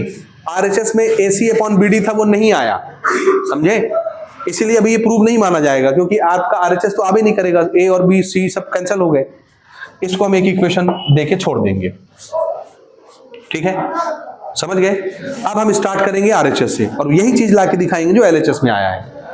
अब हम स्टार्ट करते हैं RHS. What is RHS? AC upon BD। Put the values of A and C। A की वैल्यू है B के और C की वैल्यू है D के, और A और C मल्टीप्लाई में है तो ये वैल्यूज भी क्या होंगी आपस में? मल्टीप्लाई। अगर आपको ब्रैकेट नहीं अच्छा लगता आप ब्रैकेट मत लगाइए, ऐसे मल्टीप्लाई लगा लीजिए। समझ में आ रहा है? ब्रैकेट अच्छा लगता है ब्रैकेट लगा लीजिए, आपकी पसंद। मल्टीप्लाई तो दिखाना हमको।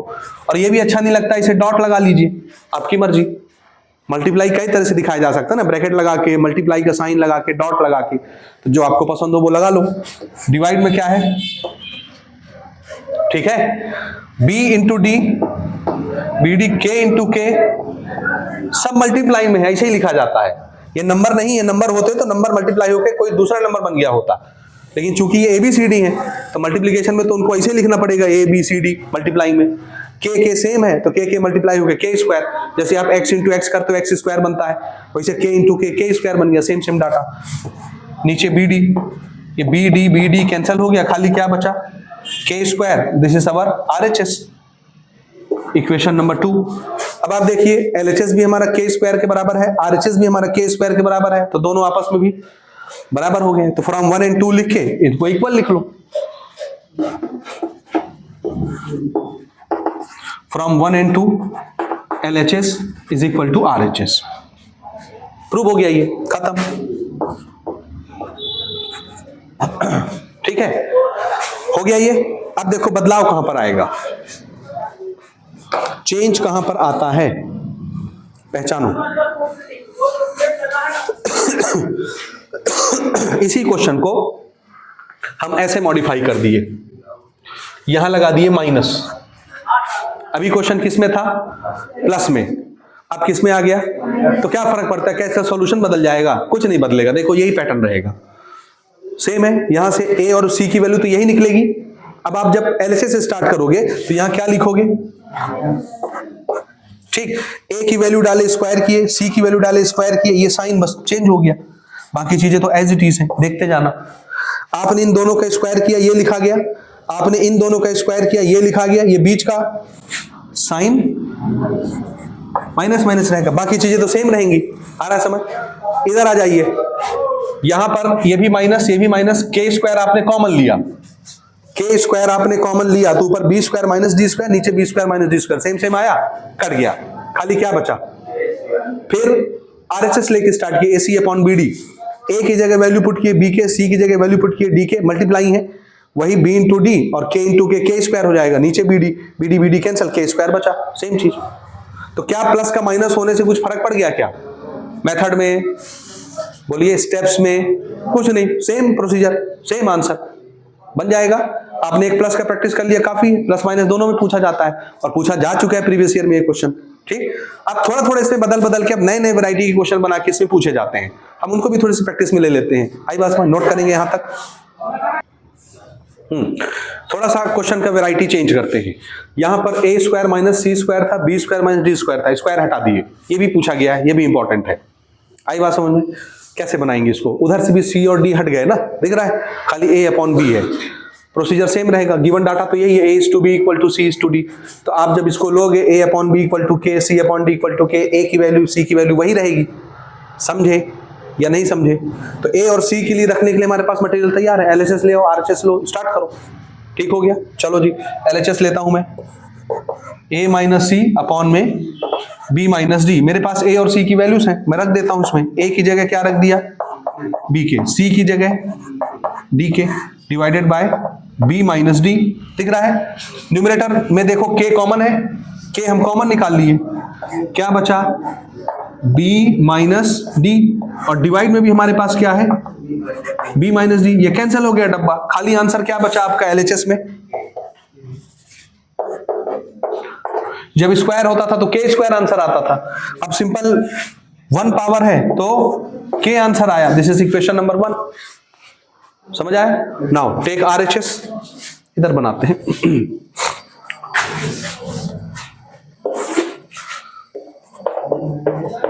The value is K, equation number 1. Now RHS. RHS is A upon B। हमारे पास A और C दोनों की वैल्यूज हैं, लेकिन हमारे RHS में C नहीं आता, सिर्फ A आता है, तो A की वैल्यू पुट कर दो। B है नहीं हमारे पास, तो B को B रखो। A की जगह क्या रखना आपको? B इंटू K डिवाइड में B रखो, क्योंकि A और C की वैल्यू पुट करने के लिए ऑप्शन है ना हमारे पास।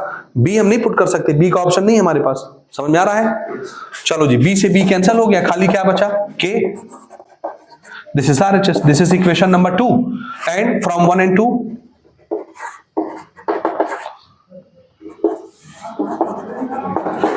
LHS is equal to RHS, hence proved। अरे प्रूव हो गया, ठीक है, बन गया। अच्छा, यही क्वेश्चन प्लस के साथ आ गया तो क्या फर्क पड़ जाएगा? कुछ नहीं, ये तो वही रहेगा। यहां पर जब आप LHS से स्टार्ट करोगे क्या रहेगा? प्लस। A और C की वैल्यू डालोगे, यहां क्या रहेगा? प्लस। K कॉमन निकालोगे, यहां क्या रहेगा? प्लस। दोनों कट जाएंगे, आंसर क्या आएगा? K। ठीक है, समझ में आ रहा है? और RHS में तो कुछ करना ही नहीं है, वो तो वही रहेगा। ठीक है, नोट करें। नेक्स्ट पैटर्न देखिए, सेम क्वेश्चन के अंदर यहां पर उसने डाटा चेंज कर दिया। A plus B upon B, C plus D upon D. ठीक है, ये पैटर्न तो सेम रहेगा यहां पर। तो जब आप इसको इक्वेट करेंगे, A और C की वैल्यू आपके पास रहेगी। LHS लेके स्टार्ट करते हैं। What is LHS? A plus B upon B. तो मेरे पास A की वैल्यू है, लेकिन B की वैल्यू नहीं है, C है, उसमें C नहीं आ रहा पहले पैटर्न में, तो ठीक है, हम A की वैल्यू पुट करते हैं। A बचना है। A की जगह क्या लिखना हमको? B के, और B की जगह B रखो, डिवाइडेड बाय B। क्या कॉमन दिख रहा है दोनों टर्म में? B। आप B निकाल लो, क्या बचा? K plus 1 divided by B। B से B कैंसिल हो गया, तो हमारे पास जो LHS है उसमें सिर्फ क्या बचा? B अगर कट गया तो क्या बचा? K plus 1। तो LHS में आंसर क्या आ गया?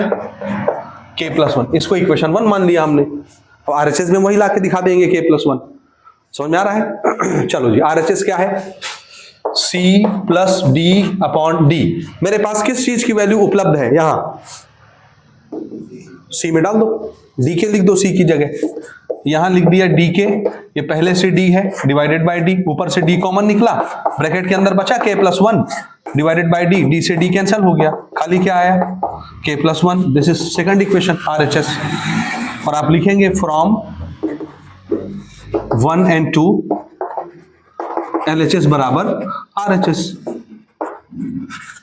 ठीक, कोई दिक्कत? की दिक्कत है? नहीं है ना? अब बताओ, अगर यहां वो प्लस लिखने के बजाय माइनस लिख देता ऐसे, तो क्या फर्क पड़ जाता? सिर्फ साइन चेंज होता, मेथड तो वही रहता। तो यहां माइनस लेते ऐसे, यहां पर A माइनस बी, यहां पर माइनस, यहां पर माइनस। तो जब B कटता तो आंसर में क्या मिलता हमको? K minus 1। समझ आ रहा? उधर भी जब हम RHS से स्टार्ट करते तो यहां माइनस साइन लेते, यहां माइनस होता, यहां माइनस होता, यहां माइनस होता, यहां भी हमारा K माइनस 1 आता, दोनों बराबर, LHS RHS प्रूव हो जाता। ठीक है, समझ गए? ठीक, एक वैरायटी और देखो इसमें, जो अभी 2025 में आया है, अब नहीं आएगा, लेकिन आप एक बार देख लो, क्योंकि उससे मिलते जुलते क्वेश्चन आ सकते हैं, क्योंकि हर बार इसी को तोड़ मोड़ के पूछता है परीक्षा में, उसको भी देख लो। हाँ जी, नेक्स्ट इसी में देखो 2025 में ये पूछा गया है, अब नहीं आएगा अभी, लेकिन आपको इस पैटर्न को समझना जरूरी है, क्योंकि हर साल इसमें क्वेश्चन तोड़ मोड़ के पूछता है परीक्षा में, तो इसको समझो। ये तो सेम रहेगा, सेम दिया है डाटा, तो A और C की वैल्यू आपके पास है, आप RHS लेके स्टार्ट करिए। What is RHS? MA plus NB divided by B। मेरे पास A और B में किस चीज की वैल्यू उपलब्ध है? A की जगह पुट कर देते हैं। What is value of A? B K, ठीक, पुट कर दिए। N into B as it is divided by B। देखो, इसको जब मल्टीप्लाई करोगे तो MB के ही रहेगा, ये ऐसे MB के, ये रहेगा NB, और डिवाइड में क्या रहेगा? B। समझ रहे हो? समझे? हाँ, क्या कॉमन दिख रहा है बताओ? B कॉमन दिख रहा है, B आपने कॉमन निकाला, तो बचा क्या बोलो यहां पर? M के, प्लस यहां क्या बचा? N, और डिवाइड में क्या है? B। ये B से B कैंसिल हो गया, LHS की वैल्यू क्या रहेगी शेष? MK प्लस n हो गया, दिस इज इक्वेशन, इसको इक्वेशन 1 मान लीजिए, mk प्लस n, ठीक।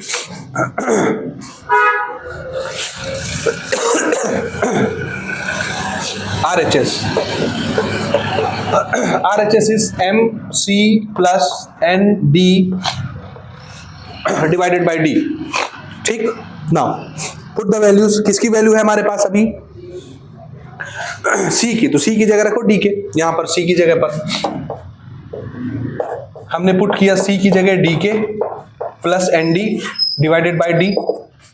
इनको जब आप मल्टीप्लाई करेंगे सिंपल लिखा जाएगा md के plus nd divided by d। क्या कॉमन दिख रहा है ऊपर के दोनों टर्म में, d कॉमन निकाल के d से काट दो,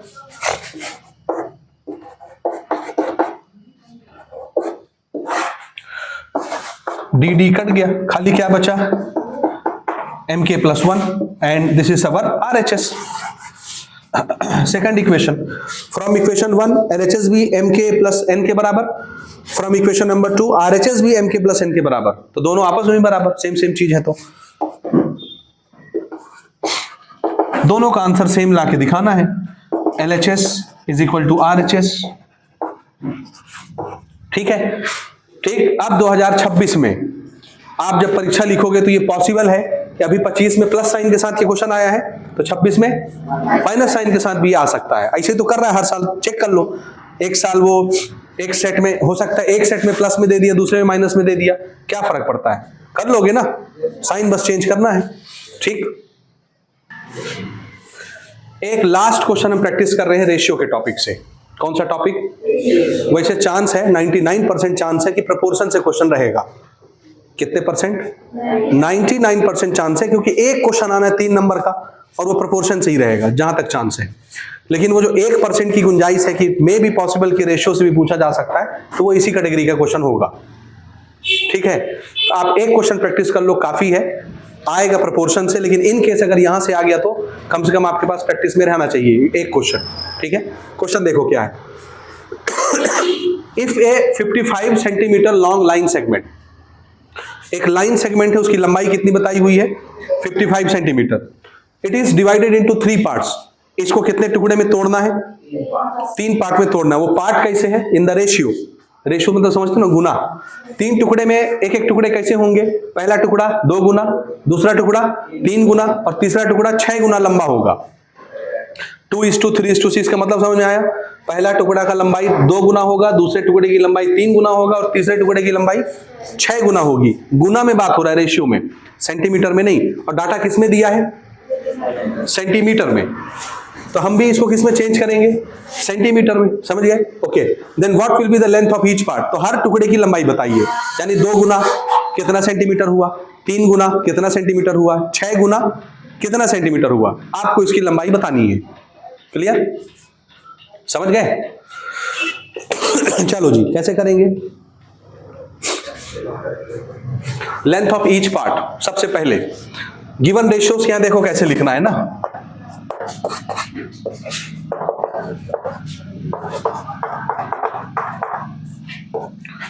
given ratios, what are the given ratios, 2:3:6, length of line segment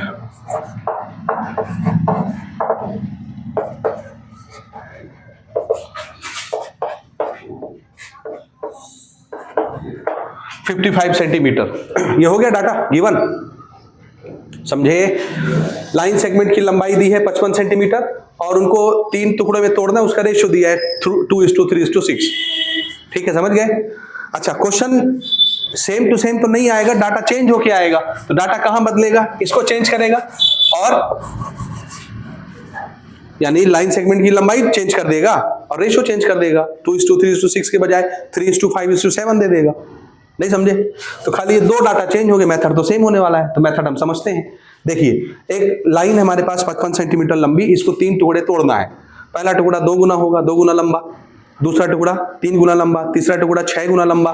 तो मुझे ये नहीं समझ में आता कि 2 गुना लंबाई कितनी लंबाई है, क्योंकि हमको तो लेंथ में दिया हुआ है क्वेश्चन 55 सेंटीमीटर, तो हमको भी लेंथ की भाषा में रेशियो को सेट करना पड़ेगा। अपन रेशियो प्रोपोर्शन पढ़े हैं ना, रेशियो के क्वेश्चन पढ़े हैं ये कि नहीं पढ़े हैं, पढ़े हैं, ठीक है, समझ गए। इसी प्रकार से इस तरह के क्वेश्चन उसमें भी आ सकते हैं, कुछ सैलरी डिस्ट्रीब्यूट करने वाला जो रहता है, पढ़े ना, उसके भी क्वेश्चन बनाए हैं, एक्सरसाइज 2 के क्वेश्चंस। ठीक उसी प्रकार से पैसा है, उसको डिस्ट्रीब्यूट करना है 3 बच्चों में, याद आया? तो 2 गुना लंबाई, 3 गुना लंबाई, 6 गुना लंबाई कितनी होती हमको नहीं पता। कब तक नहीं पता रहता ये? जब तक हमको ये ना पता चल जाए कि 1 गुना लंबाई कितने सेंटीमीटर को बोल रहे हैं। समझे? मैं आपको बता दूं कि 1 गुना लंबाई 4 सेंटीमीटर को बोल रहा हूं, तो आप जान जाओगे कि 2 गुना लंबाई कितनी होगी, 8 सेंटीमीटर। 10 गुना लंबाई कितनी होगी, 40 सेंटीमीटर। तो 2 गुना लंबाई कितनी है, 3 गुना लंबाई कितनी है, 6 गुना लंबाई कितनी है, इसको जानने के लिए सिर्फ हम एक कदम दूर है, और वो एक कदम क्या है, 1 गुना लंबाई कितने सेंटीमीटर को बोलते हैं। हम दिमाग में सोच लेते हैं 1 गुना लंबाई k सेंटीमीटर है। k सेंटीमीटर को क्या मान लिए, 1 गुना लंबाई, 1 गुना 1 रेशियो। समझे? तो अगर 1 गुना k सेंटीमीटर होता है तो आप बताइए 2 गुना कितना हो गया, 2k सेंटीमीटर। सेंटीमीटर की भाषा में चेंज हो गया रेशियो, अभी तो खाली गुना था, अब 2k क्या बन गया, सेंटीमीटर। 1 गुना लंबाई अगर k सेंटीमीटर है तो 3 गुना लंबाई कितने सेंटीमीटर हुए, 3k सेंटीमीटर। हो गया सेंटीमीटर में चेंज। 1 गुना लंबाई अगर k सेंटीमीटर है तो बताओ 6 गुना लंबाई कितने सेंटीमीटर हुए, 6k सेंटीमीटर। तो 2k centimetre, 3k centimetre, 6k centimetre, centimetre में बदल गए। ये 3 टुकड़े हो गए, तीनों टुकड़ों की लंबाई जोड़ूंगा तो टोटल लंबाई कितना बनेगा, क्योंकि इसी को तो तोड़े थे 3 टुकड़ा। तो 2k centimetre, 3k centimetre, 6k centimetre जोड़ने से क्या बन जाएगा, उससे हमको k मिल जाएगा, यानी 1 गुना आपने कितने सेंटीमीटर को माना हुआ है, और तीनों हिस्से निकल जाएंगे। समझ आया? देखिए, let length of each part be. बताइए पहले टुकड़े की लंबाई कितनी हो गई, 2k सेंटीमीटर, दूसरे की 3k सेंटीमीटर, एंड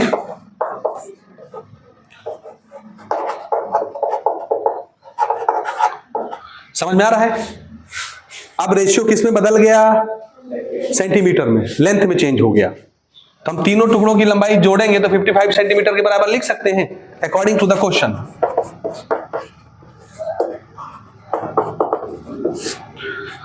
देखिए 2k centimetre, 3k centimetre, 6k centimetre अगर मैं जोड़ दूं तो मुझे कितना सेंटीमीटर मिल गया, 55 सेंटीमीटर। देखो इक्वल की इधर भी सेंटीमीटर, इक्वल की इधर भी सेंटीमीटर, ऐसे ना होता है, सेम भाषा में सेट होना चाहिए। जोड़ो भला, 2k, 3k, 5k और 6k मिलकर कितना हो गया, 11k is equal to 55 centimetre. तो बताओ k इज इक्वल टू 55/11 ना, और ये कट के कितना आया, 5। तो k हमने सोचा किसको था दिमाग में, व्हाट इज k, 1 गुना। तो बताओ 1 गुना कितनी लंबाई हुई, 5 सेंटीमीटर। k तो वही माना था इमेजिनेशन में। अब अगर मेरे को 1 गुना की लंबाई पता चल गई तो मेरे जिसका जिसका पूछोगे बताते जाऊंगा। ठीक, अब देखिए answer, length of each part है ना, देखते जाना।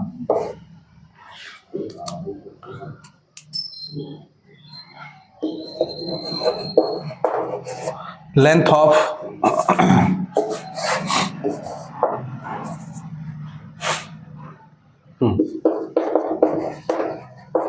फर्स्ट पार्ट, पहले पार्ट की लंबाई कितनी थी, 2k सेंटीमीटर था। आपके पास k की वैल्यू आ गई, पुट कर दीजिए, 2 × 5 कितना हो गया, आ गया सेंटीमीटर में पहले टुकड़े की लंबाई। ठीक, length of second part 3k centimetre, value put करो, 3 × k की वैल्यू, ये सेंटीमीटर में बन गया। थर्ड पार्ट की लंबाई 6k centimetre, 6 multiplied by value of k, this is 30 centimetre. और चेक करना हो तो इनको जोड़ के देख लो तीनों टुकड़ों को, 5, 3, 4, 5, 55 सेंटीमीटर बनता है। हो गया, this is our answer, length of each part is.